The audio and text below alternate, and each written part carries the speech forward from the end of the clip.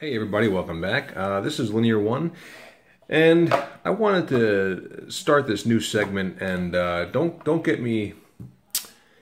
it twisted. I am not going to be beholden to any schedule, especially not on the internet YouTube pipe community. And I will not be doing this with any regular frequency. You know, I don't expect this to be every week or every month. It's again whenever I get around to it. But I would like to go over. I would like to talk about my new segment that I'd like to call This Old Pipe. When I when I'm out and about and I look for yard sales or estate sales, you know, of course, one of the things I always look for are things like ashtrays, tins, tobacco, pipes, of course, all stuff that we would love. And I never find shit. I never find anything. You know, if anything, I find a box of broken Dr. Graybows with 2 inches of cake in them, and there's, you know, the stem's bitten through, and it's just a complete mess that nobody would ever want. That's what I always find. I don't know about you guys. I hear these stories about boxes of Dunhills that were never smoked.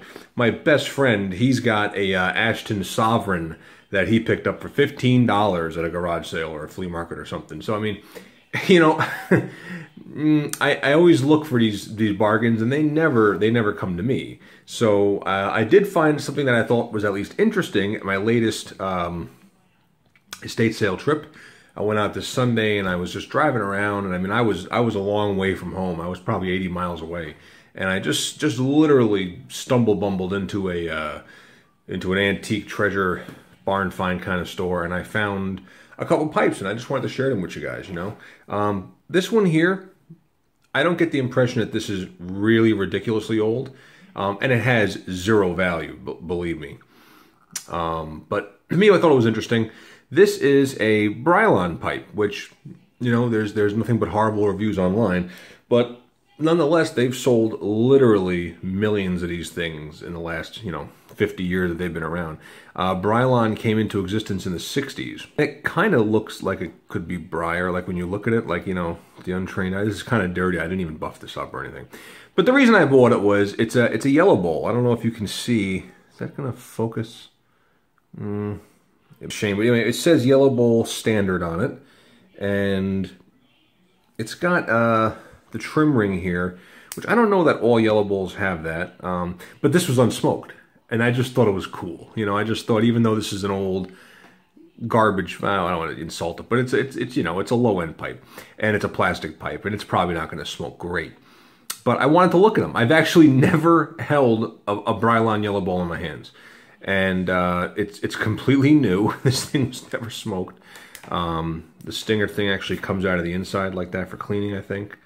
I got a funny feeling this may be an older one because of the stamp that's on it, the way it's written and everything. You can see it's just dirt from handling. It's never been smoked, and it's got the yellow ring up top, which I know they did for a number of years. But I also thought it was interesting that it was crooked, the yellow dot. Like if you look at the stem, see, that's kind of like, well, I don't know. Long story short, I just thought it was interesting. I got it for $10. I mean, you know, if I throw it out, it's interesting, you know. But for $10, I got this like acorn. I guess that's an acorn, right? Acorn yellow bowl Brylon, you know. So whatever. That was the one. And then the other thing I found interesting was the guy. I talked to the gentleman, and I said, hey, you know, I buy pipes, and I'm a pipe guy, and I said, if you have anything, you know, pipe related, I'd be more than willing to take a look at it for you and buy stuff. If not, I can give you advice. So I left him my phone number, and he goes, oh, wait, I got a box of pipes in the back. So he brings out the box of pipes, and sure enough, it's exactly what I feared. It was a box of, you know, broken, caked up, bitten through, disgusting Dr. Graybows, right? And I'm just like, ugh, you know, and I'm looking through them, and there was a Bulldog I kind of liked, but, you know, it would have needed like a whole new stem. And I was just like, forget it. But I did find something I thought was interesting, so I bought it, and it was this pile, and this here is an Imperial, and I'm going to stop for a second because I want to see if I can't focus on the stamp for you guys. It's just got a really pretty stamp. Can you guys see that? It says Imperial Giants. It's just a pretty script stamp. I'll get into what I'm looking for here on the stem too in a minute, but it says here Algerian Briar. And then right on the shank at the very bottom, she says France. spots. It's got a little flat spot. I don't think it really sits, does it? Let's take the macro off here. There you go. This pipe's, yeah, it actually does sit a little bit, yeah. So let's talk about this pipe. This pipe is made by the Imperial Tobacco Company, which was operated by Civic, which old-time pipe collectors will know Civic. I never owned an Imperial or a Civic pipe. I just thought it was interesting. You know, I particularly thought the shape was really cool. It's a stacked billiard with a slight forward cant. I don't know if you can see that. And it's got this chubbiness to it. You know, there's this big fat look. You know, it's got an actual vulcanite stem, and it's got this nice big fat taper. It goes up, and then it goes up over here, and then it actually goes down again slightly. So there's kind of a peak right where the joint is.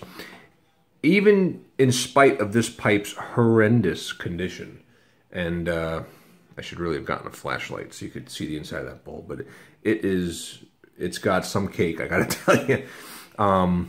It's just covered in lava. We'll get the macro back on in a minute. And you can tell this pipe had gotten so hot. I mean, he wore the stain out of it. I mean look at the marks on this thing. He smoked this thing. Good grief, you know. And just look at all the saliva and the look at the stem. But again, the reason I bought this pipe, it wasn't bitten through. There was no gigantic holes in it. This stem will repair, believe it or not, just fine. I'll make this thing look like $1 million bucks. The shank transition was beautiful. There's no light getting through it. Only thing is it's a little loose, see? But I can, you know, again, if I smoke it, it'll probably tighten up. You know, the mortise is plugged. I gotta go through that. But I'm gonna pop the macro back on. I want you guys to see the grain. It's just loaded with bird's eye. And I think that when this pipe cleans up, it's going to be really attractive. So let me just pop the macro back on here. There we go. Now, you can see here, there's actually only a few dents. There's only a few fills. Like there's 1 or 2 there. Those are like pock marks. 1, 2, 3. That's a big one. 3, 4. I think there's maybe 1 right there. But believe it or not, the rest of the wood is not really that damaged. I mean, I know this looks terrible. That to me looks like a good fill right there. But it doesn't look terrible, this pipe. I mean, you know, when I look at a pipe, I look at things differently. I look for huge chunks of wood missing out of the rim. Like this guy here. Let me just use a pointer. Even if I decide to top this bowl down, it's only got to come down less than a 1/16. I mean, really, it's not going to require a huge... I'm not going to alter the profile of the bowl. You know what I mean? It's still going to look like the way it should. Even if I could take 1/8 of an inch off that, it's still going to look normal, but I'm not going to. But there's a little bit of cross grain over here. Just look at the amount of bird's eye, though. This whole side of the pipe, and underneath all that tar and disgusting stain, that's all bird's eyes. You know? Now, the Imperial Tobacco Company, from what I saw online, was, you know, early 1900s. I wish I had more information, you know, given the fact that the only information I have is from Pipepedia. You know, look at all the bird's eye on this. This is really going to be pretty. It shows some information from 1920 and 1921, but, you know, there's no other information about when they went out of business or, you know, when they started. So I don't know if this pipe is from the 60s. Let's take the macro off. I mean, my inclination would be to say this is, you know, I don't know. I would say... Only, you know, the reason I wonder about the age of it, I think maybe this could be 40s, 50s, 60s. It could be 30s. I don't know. I really... If somebody knows about the Imperial Tobacco Company and the Imperial Giant line, please tell me. I'd love to know more information about it. Anyway, long story short, if you have information, let me know. I'd love to know about it. But, you know, I think I'm looking at what I consider modern techniques in the manufacture of it. You know, like it's got a stem that is the kind of stem that, not that this pipe takes a filter, but like they used a blank that could have been used in like a filter pipe, which is a fairly, you know, I guess modernish idea. And it doesn't have a hole in the back of the stem. It's actually got a slot that, believe it or not, is a little bit funneled, believe it or not. So that's interesting. And it's supposed to have, or at least the ones that I saw online, they have a stamp over here that says Imperial. And there's nothing there. Maybe when I clean the oxidation off, I'll find a faint marking, but I don't see it here. But you could tell whoever turned this, like, they took a lot of care. They chamfered the inside of this thing. With a flashlight, you can't see it here, but the bore is squared off at the bottom. So it wasn't just done with a drill bit on the mortise. They actually used like an end mill or a reamer that cut the bottom of the mortise square, which is better for this, so there's less of a gap. They cared about the manufacture of this pipe is what I'm getting at, which I always find. I find, you know, for me, the devil's in the details. I'm interested in all the little aspects of pipes and pipe making. So, but I thought this was a really cool shape. You know, I put this Mac Baren Navy Flake tin, for example. It's not a small pipe. Every time you find an old pipe, they tend to be tiny, you know. But this is like a big honking pipe. There were giants on it. And I just thought this would be fun to clean up and restore. So, you know, the next few videos I make in this series will probably be, or maybe I'll attach them all into one video. I haven't decided.